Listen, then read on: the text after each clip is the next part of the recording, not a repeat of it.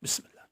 Il fallait apporter un plat, avait dit Beau. Debout devant le réfrigérateur, Caroline en inspectait le contenu d'un œil morne. Ils étaient ce soir-là invités à une petite fête organisée par la communauté. Et Beau lui avait dit qu'il était inutile qu'elle prépare à dîner, mais qu'il devait en revanche apporter un plat. Un plat de quoi, Seigneur? Accablée, elle se laissa tomber sur une chaise, enleva ses lunettes et se passa la main sur le front. À travers la fenêtre de la cuisine, lui parvenait le ronronnement de la tondeuse, à gazon. Une bonne odeur d'herbe coupée emplissait la pièce. La jeune femme grimaça, espérant que le bruit ne réveillerait pas les jumeaux. Ils avaient été si turbulents ces derniers jours. En fait, la sortie prévue n'était pas pour lui déplaire. Beau ne travaillait pas le samedi et elle s'était demandé comment elle s'y prendrait pour se faire livrer le dîner sans qu'il découvre son subterfuge. Il ne lui restait plus qu'à trouver une idée pour ce fameux plat. Guidée par son instinct, elle bondit sur le téléphone et se servant de sa carte, appela sa sœur.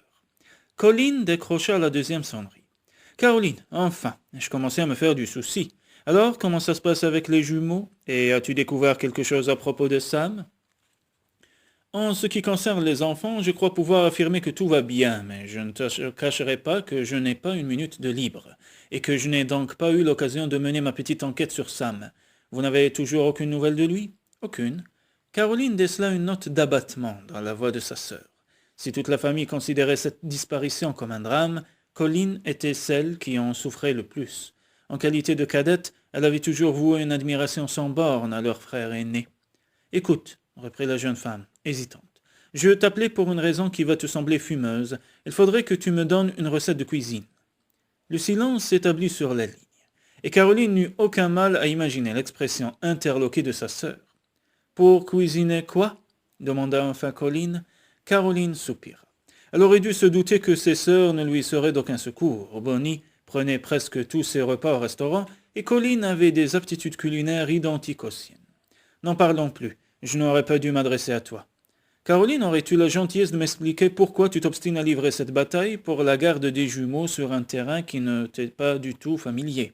Ce serait quand même beaucoup plus simple de remettre cette affaire entre les mains d'un bon avocat, non? Il ne fera qu'une bouchée de ce type au moment du procès, et tout sera réglé. Curieusement, ces mots mirent la jeune femme mal à l'aise. Si elle obtenait la garde des enfants, ce ne serait pas après avoir piétiné Beau. Colline, ma méthode me semble la plus adaptée à la situation. Je ne tiens pas à ce que ce procès s'éternise, ce qui risquerait de ruiner Beau. Je cherche simplement à accumuler assez de preuves pour convaincre le juge que je suis plus capable que lui d'élever ses petits.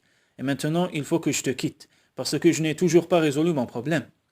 Après avoir raccroché, Caroline se posta de nouveau devant le réfrigérateur. Comme l'inspiration tant attendue ne venait pas, elle ouvrit la porte du garde-manger et après avoir examiné les différentes boîtes de conserve rangées là, décida de préparer un poté à base de haricots et de saucisses sous emballage plastique qu'elle avait vu dans le réfrigérateur. Voilà qui était à la hauteur de ses capacités. Il suffisait d'utiliser un ouvre-boîte tout mélangé et de laisser mijoter. Rassérénée, elle s'accouda à la fenêtre et regarda Beau tondre le gazon. Elle se rappelait le soir où il avait brossé un tableau si peu flatteur de Caroline Baker, qu'elle avait défendu âprement, pour ensuite s'excuser de son emportement mis sur le compte de la fatigue et de l'énervement. En effet, comment justifier qu'elle plaidât en faveur d'une inconnue sans paraître suspecte? La réaction de Beau s'était limitée à un sourire énigmatique, et l'affaire en était restée là. Du moins, Caroline l'espérait-elle. D'un geste machinal, elle remit ses lunettes afin de ne pas manquer une miette du spectacle que lui offrait Beau. Le soleil dansait sur la peau luisante de ce buste dont elle commençait à connaître le moindre relief. Beau se redressa et passa la main dans ses cheveux noirs comme le jet. Elle ne se souvenait pas d'avoir jamais été autant attirée par un homme. C'était incompréhensible. Pourtant, elle côtoyait à longueur de journée de superbes spécimens, élégants et courtois, mais aucun d'entre eux ne suscitait en elle une telle fascination. Agacée par le cours que prenaient ses pensées, elle se détourna de la fenêtre. Elle n'allait tout de même pas s'en prendre du parrain des jumeaux, cet homme qui s'interposait entre elle et eux. La porte d'entrée s'ouvrit et le sujet de ses pensées entra, la faisant sursauter. Les chérubins dorment toujours? Il se dirigea vers le réfrigérateur et en sortit une bouteille de jus d'orange qu'il porta à ses lèvres. Oui, fit-elle sans parvenir à détacher le regard de sa pomme d'Adam, qui se soulevaient à intervalles réguliers. Elle éprouvait un étrange désir d'y poser les lèvres, et cette pensée la fit tressaillir. Après avoir bu de longues gorgées, Beau lui tendit la bouteille. Ça vous tente? Ce n'était malheureusement pas le jus de fruits qui la tentait. Elle prit la bouteille et la referma d'un geste vif. On ne vous a donc jamais dit qu'on ne buvait pas à la bouteille, lança-t-elle avec humeur. Oh que si, ma mère me le répétait souvent. Et vous avez toujours fait l'inverse de ce qu'elle vous disait. Seulement pour le plaisir de la désobéissance. Il se rapprocha de la jeune femme et ajouta. Mais j'écoutais toujours ma maman quand il s'agissait de choses qui me paraissaient importantes. Je n'ai, par exemple, jamais claqué la porte au nez d'une dame, ni parlé la bouche pleine. Il est évident que vous êtes parfaitement policé. N'est-ce pas? La preuve, je n'ose pas vous faire un brin de cour alors que j'en meurs d'envie, rétorqua-t-il en riant. Comme il se rapprochait encore d'elle, elle recula jusqu'à se retrouver adossée au mur. On ne peut pas toujours suivre les conseils d'une mère, comment s'empêcher de dévorer une douzaine de biscuits tout juste sortis du four, ou ne pas boire le lait à la bouteille, ou encore ne pas se baigner tout nu dans l'étang en premier beau jour quand l'eau est encore glacée. Il se tenait si près d'elle à présent qu'elle sentait la chaleur qui irradiait de son corps. Sa voix était encore plus grave que d'habitude, avec des accents sensuels qui avaient sur elle un effet dévastateur.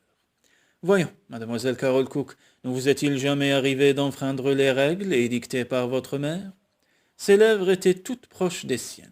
N'avez-vous jamais goûté, vous aussi, aux délicieux fruits défendus? Murmura-t-il. Incapable de répondre, Caroline ne parvenait pas à détacher le regard de cette bouche ferme, bien dessinée, qui lui faisait autant envie qu'une pêche juteuse au cœur de l'été. Déroutée par la flamme qui la dévorait, elle restait figée. Vous n'envisagez pas d'aller les chercher. L'intonation soudain sérieuse de la voix de Beau arracha Caroline à sa torpeur. Elle clignait des paupières. Comment? Les garçons, vous vous souvenez d'eux, n'est-ce pas? Brint et Trent. Elle perçut alors les cris d'impatience qui résonnaient dans toute la maison. Je vais les chercher. Les joues en feu, elle s'éclipsa. Tandis qu'elle changeait les jumeaux, elle se demanda comment une simple conversation sur les bonnes manières avait pu déraper de la sorte. Pourquoi fallait-il que cet homme, précisément lui, suscite en elle des réactions si fougueuses? Alors, plus que quelques jours de patience, se dit-elle en prenant un bébé dans chaque bras. Bientôt, elle aurait accumulé assez de preuves contre Beau Randolph et serait en mesure de repartir pour New York. Jusque-là, elle n'avait qu'à se tenir sur ses gardes. J'ai dit non, mon bonhomme. Beau s'empara du vase vers lequel Trent tendait la main, le regard brillant de convoitise. Il installa l'enfant devant une pile de Lego et leva les yeux vers l'horloge. Caroline en avait-elle encore pour longtemps? La jeune femme avait baigné et habillé les bébés, puis Beau lui avait proposé de les garder pendant qu'elle se préparait, tout en surveillant les bambins qui jouaient sur le tapis. Il songea au moment où il avait failli l'embrasser dans la cuisine. Si les enfants ne s'étaient pas réveillés à ce moment-là, que se serait-il passé? Son esprit s'égara, et il se vit en train d'échanger avec elle une étreinte passionnée. Il sourit au souvenir du trouble qu'il avait décelé dans son regard. Ses lèvres s'étaient entr'ouvertes et il était sûr qu'elle ne l'aurait pas repoussé s'il l'avait prise dans ses bras. Ça ira, comme tenue. Debout sur le seuil, elle le fixait, tendu tout en lissant de la main une robe toute simple, de soie vert pâle, qui soulignait à merveille les courbes de sa silhouette. Elle avait attaché ses cheveux en queue de cheval et portait de fines créoles en or. Il remarqua qu'elle s'était légèrement maquillée, ce qui accentuait l'éclat de son teint. La femme qu'il avait sous les yeux était jolie, nette, élégante, un pur produit de la bonne bourgeoisie new-yorkaise. « Très bien, répliqua-t-il d'un ton bourru. Il est temps de partir, sans quoi nous allons arriver en retard.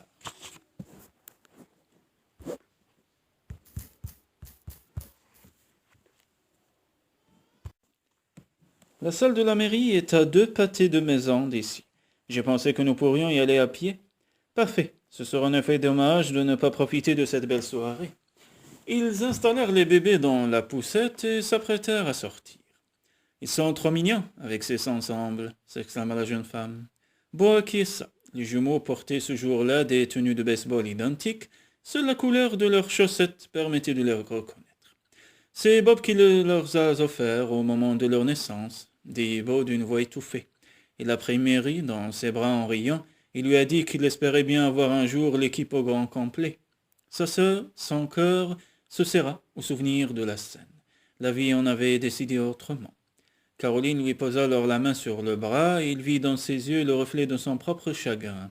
Il comprit soudain qu'elle souffrait autant que lui de la perte du jeune couple, et bizarrement, cela lui mit du baume au cœur. « Allons-y, fit-il en ouvrant la porte. « Eh, attendez, mes haricots !» Elle se rendit dans la cuisine, beau sur ses talons, et sortit la marmite du four. Il en examina le contenu, un sourcil levé. « Il s'agit d'une vieille recette familiale, s'enquit-il, avec un sourire en coin. « Probablement, mais ce n'est sûrement pas de ma famille que je la tiens. » Quelques minutes plus tard, il se mettait en route, la marmite calée sous la poussette, à côté d'un grand sac qui contenait des couches et des jouets. Les premières senteurs estivales embaumaient l'air tiède, et cette promenade sous un ciel sans nuages était très agréable. Les jumeaux, qui s'étaient réveillés d'excellente humeur, babillaient et gesticulaient gaiement. Caroline avait attendu cette soirée avec impatience. Après avoir passé ces derniers jours seule avec les bébés, il lui tardait de communiquer avec des adultes. Certes, il y avait beau, mais justement il fallait qu'elle se distraite afin de le chasser de son esprit. Les mois qu'elle avait éprouvés dans la cuisine, un peu plus tôt, l'affolaient. Le cœur battant, à l'idée de ce qui aurait pu se produire, elle s'efforça de reporter son attention sur les ravissantes maisons devant lesquelles il passait. Sam avait-il lui aussi longé cette rue? Mary s'était-elle trompée en pensant l'avoir vu là? Pour quelle raison serait-il venu dans cette petite ville du Kansas? D'un mouvement de tête, elle chassa ces interrogations qui torturaient son esprit tant qu'elle porterait le nom de Carol Cook. Elle ne pourrait pas y chercher de réponse. En effet, la nurse n'avait aucune raison de s'intéresser à Sam Baker. Mais aussitôt son identité retrouvée, Caroline Baker se consacrerait à son frère. En attendant, elle allait profiter de l'instant présent. C'est agréable de savoir qu'il existe encore des endroits où on peut marcher tranquillement sans craindre d'être agressé, fit-elle. Beau acquiesça, le sourire aux lèvres. Ici, les parents laissent leurs enfants jouer dehors en toute sécurité. La jeune femme sourit à son tour. En qualité de shérif, je suppose que vous en êtes un peu fier. Exact. J'ai toujours considéré que cette ville avait un cœur et j'essaie de le préserver. Mais elle s'agrandit, et je ne vous cacherai pas que ça m'inquiète un peu. Je ne voudrais surtout pas qu'elle devienne comme ces mégalopoles qui ont perdu leur âme. Ceci dit, je pense que nous avons encore de la marge. Caroline songea à Manhattan, qui avait depuis fort longtemps perdu cette âme. Le taux de criminalité ne cessait d'augmenter, engendrant la peur. Chacun menait sa vie sans se préoccuper d'autrui. Elle habitait le même immeuble depuis 2 ans et ne connaissait aucun de ses voisins. Le cours de ses pensées la déconcerta. Comment nier qu'il serait préférable, pour les jumeaux, de grandir dans ce paisible environnement? Elle fut toutefois prompte à se ressaisir. Casey's Corners l'emportait peut-être sur ce point, mais pas sur tous. J'imagine que l'activité culturelle est réduite à sa plus simple expression ici, n'est-ce pas? Il se tourna vers elle surpris. Tout dépend de ce que vous entendez par activité culturelle. Les musées, les représentations théâtrales, l'opéra, vous savez bien ces choses-là. Les élèves du lycée jouent tous les ans une pièce de répertoire classique. Côté opéra, nous avons Ralph Watson, le coiffeur, qui s'en donne à cœur joie quand il a bu quelques bières de trop.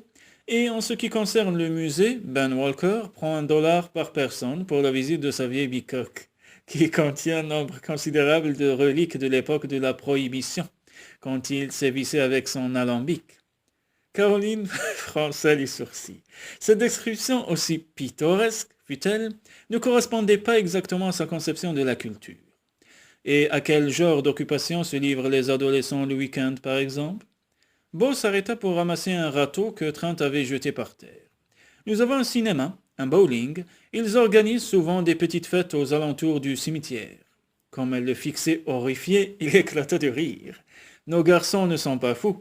Ils savent bien que le meilleur moyen d'inciter une fille à se réfugier dans leurs bras, c'est de lui faire un peu peur. Son rire s'éteignit soudain et il la dévisagea l'air grave. Tous les parents que je connais ont élevé leur enfant dans le respect de certaines valeurs que je juge essentielles. Par ailleurs, ils sont très proches d'eux et les entourent de tout leur amour. Ils contournèrent la rue et arrivèrent devant un grand bâtiment, la salle des fêtes. Une bonne vingtaine de voitures et camionnettes étaient garées là. et le bruit des conversations ponctuées de rires s'échappait par les fenêtres ouvertes. La jeune femme fut soudain la proie d'une vive appréhension. Tromper Beau Randolph sur son identité était une chose. Se faire passer pour Carol Cook aux yeux d'une partie de la communauté une autre. Elle n'avait cependant pas le choix, l'avenir du jumeau en dépendait. Dès qu'ils entrèrent dans la grande salle, décorée de banderoles et de ballons, des saluts fusèrent de toutes parts. Beau présenta la jeune femme à ceux qui s'approchaient des enfants pour les embrasser. Et elle ne fut pas longue à oublier tous ces noms. Ce ne fut qu'au moment du repas qu'elle commença à s'y retrouver et à reconnaître les gens. Ils prirent place, Beau et elle, au bout d'une longue table. Fous de joie, Brent et Trent passaient de bras en bras, goûtant avec appétit aux multiples plats posés sur la nappe en papier. La cacophonie ambiante empêchait Caroline d'entendre de façon distincte les commentaires que lui faisait Beau sur chacun des convives. Elle se rapprocha de lui au moment où il désignait Ralph Watson, le fameux coiffeur à la voix de baryton. D'un geste naturel, il lui passa le bras autour des épaules, tout en lui expliquant que Ralph ne se contentait pas de chanter sous la douche, mais qu'il avait aussi une aventure avec Margaret Benton, la fleuriste. Ils affirment tous les deux que ce ne sont que des rumeurs, mais les voisins de Margaret l'entendent souvent chanter des arias dans la salle de bain de celle-ci. Caroline le fixait sidérée. « Comment est-ce possible que vous soyez au courant de tout cela ?» Il n'avait fallu à Beau que quelques minutes pour lui révéler les petits secrets de tout un chacun. Apparemment, rien ne lui échappait. Il sourit et lui adressa un clin d'œil. Tout se sait à Cassay's Corners. Caroline sentit les battements de son cœur s'accélérer, et elle craignit qu'il n'eût percé son identité. Non, apparemment pas. Les regards qui lui dédiés semblaient dénués de toute malice. Ils étaient plutôt, mais oui, complices. D'ailleurs, il se penchait un peu trop sur elle. Pour se dégager de cette familiarité naissante, elle repoussa son assiette et recula sa chaise. « J'ai mangé comme un ogre, constata-t-elle. Je ne me rappelle pas avoir jamais vu autant de nourriture au cours d'un seul repas. Les habitants de Cassay's Corner sont en général dotés d'un solide appétit. À ce propos, votre potée de haricots a remporté un franc succès. » Un brouhaha provenant de l'entrée vint à point nommé pour libérer Caroline de la sollicitude de Beau, qui maintenant avait posé sa main sur la sienne. Il se tourna vers le hall et son sourire se teinta d'émotion alors qu'une dame âgée entrait dans la salle. La plupart des convives se dirigèrent vers elle. « Excusez-moi, fit Beau en se levant. » Il rejoignit la vieille dame et la serra longuement dans ses bras. Quelques instants plus tard, il la guidait vers Caroline et les jumeaux. « Carole, fit-il, je vous présente Iris Johnson, la mère de Bob et la grand-mère de nos petits diables. » La jeune femme s'empressa de se lever. Iris lui prit la main et la tapota affectueusement. « Je suis ravi de vous rencontrer, ma chère enfant. Beau m'a dit que vous lui étiez d'un grand secours avec les jumeaux. » Puis elle se tourna vers les bébés, maintenant assis sur leur chaise haute. « Et voici mes trésors. » Son regard se voilait de tristesse, tandis qu'elle embrassait Brent et Trent sur le front. Elle se ressaisit, recula d'un pas et les contempla tour à tour. « Ils sont magnifiques, » déclara-t-elle avec fierté. Puis à l'adresse de Beau. « Je trouve qu'il ressemble de plus en plus à Bob, pas toi ?»« Il lui ressemble beaucoup, c'est vrai, » acquiesça-t-il en passant le bras autour des épaules de la vieille dame. Très émue, Caroline ne put, autant elle était évidente, que constater que la profonde affection que partageaient Beau et la grand-mère des jumeaux. « Je suis si contente que ces chérubins n'aient pas été eux aussi dans la voiture le jour de l'accident, » murmura-t-elle d'une voix altérée. « Je ne sais pas ce que je serais devenue si je les avais tous perdus. » Beau resserra son étreinte et lui adressa un grand sourire. « Les jumeaux sont très contents d'avoir une grand-mère qui les aime autant que vous, Iris. » Le sourire qu'elle lui rendit était empreint de tendresse. La main posée sur le bras de Caroline, elle ajouta. « À nous trois, nous ferons en sorte que ces angelots grandissent dans notre jolie petite ville, n'est-ce pas ?»« Bien sûr, » répliqua Beau avec fougue. Ils se tournèrent tous deux vers Caroline, qui hocha imperceptiblement la tête, la gorge nouée. Elle éprouvait de plus en plus de difficulté à sourire. Seigneur, éloigner les enfants de Cassay's Corners, les soustraire à Beau et à Iris lui paraissait tout à coup presque au-dessus de ses forces. Pour la première fois depuis son arrivée, Caroline se demanda si son choix était le bon.